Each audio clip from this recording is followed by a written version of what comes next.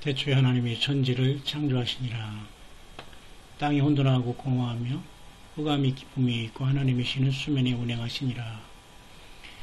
근데 놀랍게 여러분, 창세기 1장 1절에서 1장 2절 이 사이에는 사실은 하나님의 어떤 우리에게 자세히 알려주시지 않은 어떠한 사건의 개입이 있을 수가 있습니다. 그래서 우리가 사단 마귀가 어떻게 언제 이 땅에 들어왔고 하나님께 배반을 했느냐를 볼 때 우리는 성경은 자세히 그 내용을 얘기하고 있지는 않습니다만 기록된 성경을 보면 우리가 하나님이 천지를 창조하신 다음에 바로 땅이 혼돈하고 공허하며 흑암이 기품이 있고라는 아주 굉장한 무질서의 상태를 보게 됩니다. 어떤 사람은 이 하나님의 신이 수면에 운행하심으로써 하나님이 창조하실 때의 그 태초에 그 어떤 하나님의 그 창조의 하나의 소스 내지는 그 어떤 근본 내지는 그런 어떤 것을 하고 있다고도 말하지만 뭔가 하나님의 그 질서 있는 세계에 큰 반란이 있었다는 것도 우리가 생각해 볼 수 있는 문제입니다. 그래서 원래 사단 마귀는 하나님의 그 보좌를 덮는 그룹으로서 하나님께 충성했던 그러한 피조물 중에 으뜸이었죠. 근데 갑자기 그가 하나님을 배반한 결과가 성경에 사실은 숨겨져 있는데요. 많이 나와 있지 않고 그래서 우리는 이 시간 잠깐 한번 살펴보도록 하면서 이 땅의 마지막 70번째 일인 한 이래가 오기 전에 교회는 성년님 같이 이 땅을 떠나고 예수님의 부르심을 받는다는 것, 그것은 신학적인 논쟁과 어떤 학설이 아니라 하나님께서 우리에게 주시는 하나님의 그 섭리 안에 있는 분명한 경륜이요 하나님의 그 뜻이라는 것을 우리는 분명히 알 수가 있습니다. 특별히 사탄은 이 땅에 에덴 동산에 뱀을 통해서 이렇게 하와에게 접근하게 되는데요. 특별히 우리가 이사야서에 보면 이사야서 우리가 14장을 볼까요? 14장에 보면 14장 12절 정도에 가면 너 아침의 아들 계명성이 어찌 하늘에서 떨어졌으며 너 열국을 엎은 자여 어찌 그리 땅에 찍혔는고라는 이라는 말씀이 나옵니다. 그래서 결국은 이게 이 말씀을 보면 영어로는 루시퍼지만 그 빛을 나르는 자에 있는 그런 뜻인데요. 계명성으로 이게 번역이 됐지만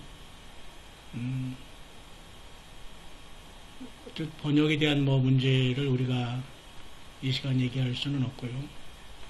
결국 사단이 하나님의 영광을 가리고 하나님을 대적하다가 하늘에서 떨어진 사건을 여기 기록해 놓고 있고요. 사단은 늘 자기 자신을 높이는 자로서 그러나 결국 가장 낮은 곳에 빠진다는 하나님의 그 섭리가 여기 나와 있는 겁니다. 늘 하나님의 하늘에 올라 하나님의 별 위에 나의 보좌를 높이리라.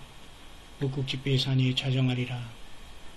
가장 높은 구름에 올라 지극히 높은 자 비기리라. 이렇게 하나님께 늘 대적을 하잖아요. 인간들이 사탄화되고 사탄을 닮은 사람들은 늘 자기가 높아지고 자기밖에 없다.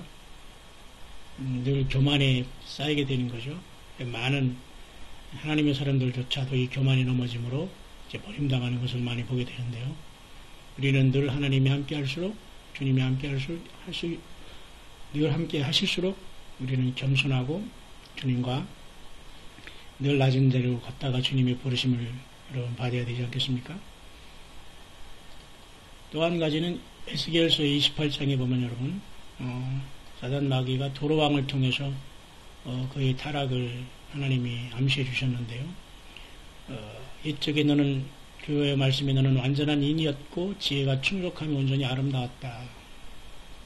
사단의 그 원래의 그 창조의 천사들이 창조했을 때의 사단의 그 어떤 원래의 그 타락하기 전의 모습은 참으로 놀랍게 아름다운 피조물 중에 으뜸이었다는 것을 알 수 있습니다. 내가 옛적에 하나님의 동산에 에덴이 있어 각종 보석과 홍보석과 황보석과 금광석과 황옥과 홍만호와 창옥과 청보석과 남보석과 홍옥과 황금으로 단장하였으며 내가 지음을 받던 날에 너를 위하여 서구와 빛바가 예비되었도다. 엄청난 이러한 그 하나님의 사랑을 받고 태어난 존재였죠. 기름 부음을 받는 덮는 그룹으로 이렇게 표현합니다. 굉장히 중요합니다. 기름 부음을 받는 덮는 그룹. 이 사단의 자기 본연의 위치였죠. 하나님께서 세워주셨고 하나님의 성산에서 화광석 사이에 왕래했다. 하나님의 성산 화광석. 참 이 불이 막 불꽃 같은 그 돌이 막 있는 그런 어떤 그 곳을 왕래했다는 거죠. 이건 단순히 어떤 세상적인 모습이 아닙니다. 하나님의 계신 그 성산을 얘기하는 표현이죠. 그러나 내가 지음을 받던 날부터 내 길이 완전하더니 마침내 불의가 드러났다. 사탄의 이 반역을 우리가 여기서 보게 되는 겁니다. 하나님이 이와 같이 우리들에게 그 조금씩 이사야서와 에스겔을 통해서 이렇게 조금 이 사단 마귀의 타락을 이제 우리에게 보여주셨는데요. 요한계시록 12장에 가면 하늘별을 이제 3분의 1을 끌어 떨어뜨리는 이 사단의 이 모습을 보게 됩니다. 이런 것을 보면서 사단은 굉장히 이 3분의 1을 끌어다가 천사의 3분의 1을 유혹해서 그는 자기 편으로 만들고 계속 하나님을 대적하다가 7년 대화 환란을 통해서 마지막 그의 42달 동안에 하나님 허락하시는 짐승 통치를 이루고 재림하신 주님한테 완전히 깨지게 되고 무소용의 1000년 동안 잡혔다가 천년에 나와서 다시 한번 천연왕국 이 세상의 모든 사람들을 또 한번 유혹해서 많은 사람을 불못에 데려가고 그는 역시 불못에 던져진다는 것입니다. 참 무서운 거죠. 우리는 바로 그 전의 세대에 지금 여기에 와 있는 것이요. 그래서 또한 우리가 요한계시록 한번 4장을 한번 볼까요? 이 4장에 보면 우리가 여기 보면 네 생물이 있는데요. 사자와 송아지, 사람, 독수리 같은 이 생물들이 하나님의 보좌를 둘러싸고 있습니다. 하나님의 보좌를 둘러싸고 있습니다. 수정과 같은 유리바다가 있고 보좌 가운데와 보좌 주위에 네 생물이 있다. 보좌 가운데와 보좌 주위에 네 생물이 있는데 앞뒤가 가득하더라. 눈이 가득하더라. 참 이건 특별한 존재로서 하나님의 보좌를 받들고 하나님의 보좌를 지키는 파수하는 놀라운 그런 존재들이죠. 근데 원래 사단은 너는 아까 뭐라겠어요? 덮는 그룹이며 라고 말했잖아요. 그러니까 분명히 하나님의 보좌를 덮는 큰 엄청난 권세를 가진 피조물 중에 어떠했을 것입니다. 근데 그 보좌에 덮는 그룹으로서 하나님께서 그가 불의가 드러남으로써 그 성산에서 하나님이 내쫓김을 당해서 그가 공중권세 잡은 자로 하나님의 삼층전에서 이제 떨어진 거죠. 그 뒤에 이제 우리가 지구 창조한 이후에 하나님께서 에덴을 만드시고 사람을 만드셨을 때 사람에게 그는 유혹해서 죄를 지킨 존재가 되었습니다. 그런 이런 하나님의 놀라운 계획 속에서 하나님께서는 우리들에게 많은 것을 이제 보여주고 계시는데요. 그래서 우리는 과연 정말 주님이 이 땅에 오시기 이미 육신적으로 오셔서 올라가셨지만 부활 승천하시고 다시 오시는 과정 속에서 우리는 정말 언제 주님이 오셔서 어떻게 우리를 데려가실 건가를 하나님의 큰 섭리를 우리가 생각하지 않을 수 없습니다. 그런 와중에 우리는 다니엘이 포로로 가서 하나님께 기도하다가 받은 그 기도의 내용인 여러분 다니엘서 9장을 기억할 것입니다. 가브리엘이 하나님의 답을 갖고 왔거든요.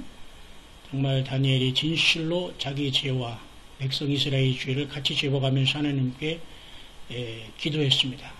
그럴 때 가브리엘이 날아와서 답을 준 내용이 바로 70일에 대한 답이었습니다. 바벨론의 그 포로가 되어서 남북조로 이스라엘 솔로몬 왕대로 나눠진 대처들이 죄를 범하기 때문에 남북 왕조로 갈라진 다음에 70년간 저들이 이스라엘이 이방의 바벨론의 징치를 받은 세월은 이미 기원전 606년 내지는 605년에 바벨론의 느부갓네살 왕을 통해서 예루살렘이 점령당해서 1, 2, 3차를 통해서 저들이 70년 동안 이방 땅에서 고생을 하다가 고레스 왕 536년에 그들이 해방돼서 70년을 마치게 되죠. 그 뒤로 BC 445년에 아닥사스다 왕을 통해서 다시 예루살렘은 정말 중건하라는 영이 남으로써 이 다니엘이 받은 70년이 아니라 71회 전체적으로 490년의 이러한 그 세월에 대한 답이 이제 나오게 되는 겁니다. 그래서 70주로 하나님께서 정했다는 것으로 이제 시작하는데요. 네 백성과 거룩한 성을 위하여 71회로 기한을 정하였다. 하나님의 이 놀라운 계획이 이 다니엘에게 전달이 됩니다. 그래서 하나님의 놀라운 비밀이 이제 풀어지기 시작했는데 아무도 몰랐지요. 결국은 다니엘이 9장을 통해서 7일에와 62일에가 기름 부음을 받은 왕이 끊어질 때까지 이렇게 성이 중건되면서 7일에와 62일에가 지난다고 했습니다. 69일에가 지난 거죠. 그것이 바로 기원전 455년에 아닥사스다 왕이 예루살렘의 중건령입니다. 그래서 483년이 지나면 7일에와 60일에 69일에가 지나서 기원 예수님이 AD 32년 정확하게 십자가에 못 박혀 하나님 앞에 그의 피로 우리의 죄를 위해서 속죄제사를 드리게 된 겁니다. 근데 62일의 후에라고 갑자기 이제 나오죠. 기름 부음보다 끊어진다. 이 말이 바로 그 62일에라는 것은 아까 7일에와 62일 합천 69일에를 말하는 겁니다. 69일에가 다 지난 다음에 이제 로마의 디도가 예루살렘을 한 번 더 AD 70년에 멸망을 시켰죠. 그 다음에 마지막에 이제 거가장차라는 이 거가장차라는 적그리스도가 이제 마지막에 나서 7년 대환란에 이 조약을 이루고 지금 이스라엘 백성들이 삼성전을 준비하고 있는데요. 이때가 바로 오늘 우리가 사는 이 시대가 되는 겁니다. 그래서 이 한일의 시작은 바로 교회 시대이기 때문에 이제 감춰져 있는 거죠. 그것이 바로 우리가 얘기한 로마서의 사도 바울이 이방인의 그 충만한 때가 될 때까지 11절 25절이죠. 이렇게 이 비밀이라고 말하면서 이방인의 충만한 수가 들어오기까지 이스라엘이 더러는 완악하게 된 것이다. 이방인의 충만한 수가 차는 이것이 바로 교회 시대로서 성령께서 오순절날 내려오셔서 이제 오순절을 이루고 있는 겁니다. 이제 나팔절과 수장절을 이루면서 이 세상의 모든 것들이 다 끝나게 되는데요. 바로 이런 것들이 충만의 수가 끝나면 다시 마지막 한일회가 이스라엘 향하여 야곱의 환란으로 돌아가서 이스라엘이 구원이 이루어지게 되는 것입니다. 그렇기 때문에 요한계시록 4장에 이 열린문을 통해서 올라가는 것은 바로 요한계시록 2장 3장에 7 교회들이 모든 그 열매를 가지고 빌라델비아 교회 같은 교회들이 하늘의 열린문을 통해서 이제 올라가게 된다는 겁니다. 그런 다음에 4, 5장을 통해서 주님께 우리가 예배하면서 하늘 보좌에서 이제 주님과 영원히 같이 있으면서 동행하면서 이제 주님과 함께 하시는데 6장부터 이제는 흰말을 탄 이 적그리스도가 아까 마지막 7일을 이루기 위해서 이 땅에 등장하게 되고 계시록 19장 18장이 끝나고 19장에 주님이 재림하심으로써 또 한 번 열림으로써 그 7 환란의 기간이 끝나고 이스라엘 육적인 이스라엘 백성들이 극적으로 구원을 받아서 천년왕국을 이루게 되는 겁니다. 그 뒤로 이렇게 사단 마귀가 무정에 잠기게 되죠. 그래서 첫째 부활에 참여하는 자들이 복이 있다라는 겁니다. 첫째 부활에 참여하는 자들이 공중에 소환된 자들이고 신부들입니다. 백마 타고 주님과 내려올 자입니다. 예루살렘 성의 주인들이 될 것입니다. 바로 우리들이 되어야 되겠죠. 여러분들이 되기를 바랍니다. 21장에 보면 이제 그 새 예루살렘 새하늘과 새 땅이 내려오고 새 예루살렘도 땅으로 또 내려옵니다. 그래서 수정강 같은 이러한 강이 이제 보이게 되고 완전히 하나님과 어린 양의 보좌로부터 흐르는 것을 보면서 그의 종들이 그를 섬기면서 그의 이름도 저희 이마에 있으리라 하면서 다시 밤이 없겠고 등불과 햇빛이 쓸데없으니 이는 주 하나님이 저에게 비추심이라. 저희가 세세토록 왕노릇하는 시대가 이제 이루어지게 되는 겁니다. 그렇기 때문에 여러분 우리가 환란 전에 휴거냐 아니냐를 많이 따질 때에 우리는 분명히 이 환란 전에 마지막 야곱의 환란 전에 이방인의 교회는 신부가 되어 계시록 4장 열림을 통해서 하늘보좌에 올라간다는 것입니다. 함께 준비하여 이곳에 참여하는 우리들이 되기를 바랍니다.